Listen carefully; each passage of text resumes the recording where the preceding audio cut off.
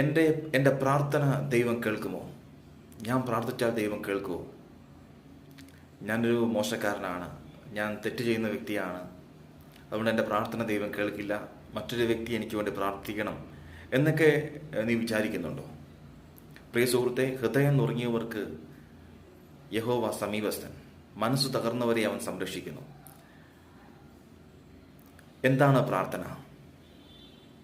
അതിനു മുന്നേ ഒരു ബൈബിൾ വാക്യം പറയാം. വിശ്വാസം എന്നത് ആശിക്കുന്നതിൻ്റെ ഉറപ്പും കാണാത്ത കാര്യങ്ങളുടെ നിശ്ചയവുമാകുന്നു. അതുകൊണ്ട് നിങ്ങൾ ദൈവത്തോട് പ്രാർത്ഥിക്കേണ്ടത് എങ്ങനെയാണെന്ന് വെച്ചാൽ, നിങ്ങൾ നിങ്ങളുടെ സുഹൃത്തിനോട് എങ്ങനെയാണോ സംസാരിക്കുന്നത്, നിങ്ങളുടെ വിഷമങ്ങൾ, നിങ്ങളുടെ പ്രശ്നങ്ങൾ, നിങ്ങളുടെ സന്തോഷങ്ങളൊക്കെ നിങ്ങൾ എങ്ങനെയാണോ പങ്കുവയ്ക്കുന്നത്, അതുപോലെ തന്നെ നിങ്ങൾ ദൈവത്തോട് സംസാരിക്കണം. നീ പ്രാർത്ഥിക്കുമ്പോൾ മുറിയിൽ കടന്ന് കതകടച്ച് രഹസ്യത്തിൽ പ്രാർത്ഥിക്കണമെന്നാണ് ദൈവത്തിൻ്റെ വചനം പറയുന്നത്. നീ ശാന്തമായിരുന്ന് ദൈവത്തോട് സംസാരിക്കണം. യേശുക്രിസ്തു നിന്റെ ഹൃദയത്തിൻ്റെ ഉള്ളിലുള്ള വിഷമങ്ങളും ബുദ്ധിമുട്ടുകളും അവൻ അറിയുന്നു. എങ്കിലും നീ പറയണം. നിന്റെ അതരം കൊണ്ട് നീ സംസാരിക്കുമ്പോൾ ദൈവം കേൾക്കും. നിന്റെ ഹൃദയത്തിൽ വെച്ചിട്ട് കാര്യമില്ല.